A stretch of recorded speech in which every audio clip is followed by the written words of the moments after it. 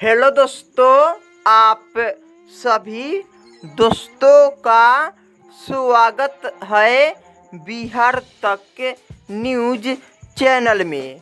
तो देखिए दोस्तों, भोजपुरी के सुपरस्टार हीरो रितेश पांडे भैया जी का एक ज़बरदस्त फिल्म का ट्रेलर आया है दोस्तों।